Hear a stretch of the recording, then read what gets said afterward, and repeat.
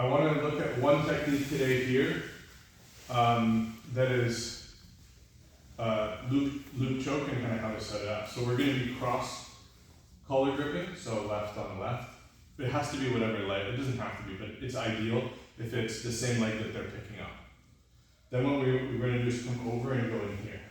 So part of the reason it's really tight and one of the reasons it's very effective is because it is such a quick choke to work, and the way for him to roll out of a loop choke, he can't really do when he's standing.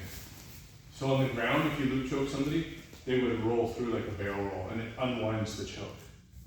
But it's very difficult for him to do that because in most things he wants to do, he has to drive his head into me to get me off balance.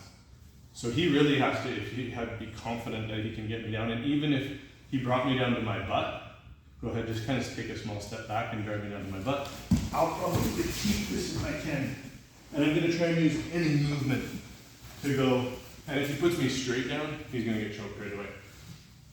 And so some of the fundamental things we talked about for the person attacking are where the head position is and the back. So the back should actually be relatively straight here. That's what makes it really hard to get my hip in. If he has like almost locked knees and he bends at the back instead, doing like a bad posture with your lower back, it's very easy for me to go in here. And it's actually even easier than doing like coaching and stuff because the posture isn't strong if all the center is kind of up here. So you want to be like sticking your butt out, straight spine, and bend the knees if you need to get lower. This is a mistake some tall people do because they think, oh, I need to get lower, so I'll just go down here. It's really weak to pick up from here. But if you keep your head and your ear kind of around here, it's actually really strong. Whether you're short or tall, it doesn't matter. And you keep a bit of ear pressure against your chest too. Keep them moving is very hard. Right? Lots of things you can do too. Weave the far leg, you can make them turn their back. You can drop back this way, here, here. There's all sorts of stuff you can do, but you have to be able to control the position. If you're just like getting your foot stomped down, you're getting, Ashwaj is wobbling you around, it's going to be not a good attack.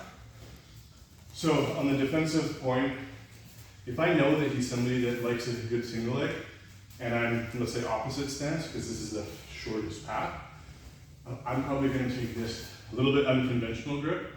But if he likes to shoot, and he's not really respecting that he has to deal with his hand, then I can do this, and I will. Because if he feels like he can, just go single leg. Yeah, so he goes to here. Might not even feel that dangerous, but when he's here, I can pull down and go here. And you can finish from here. I can block his head with my body. We used to teach this to teen and juvenile students as soon as they were allowed to do these kind of chokes, and it worked really, really well. Here, hold, climb. Don't reach up and climb as high as you can. It just grinds in the neck and it's not as good of a choke. So you want to make space. You want to go till about your knuckles are on the collarbone, then you climb. So you should be kind of pulling down and then lifting up. So the wrist is going right along like that. Then from here, you're going to push this one in here. Okay? If I have the height and the kind of chest position, I would stay over him and try and finish here. But if he's got a good position to start, often I'll pull it off to the side and try and finish from here. Because I don't need to roll all the way, I don't need to turn the angle that much from here.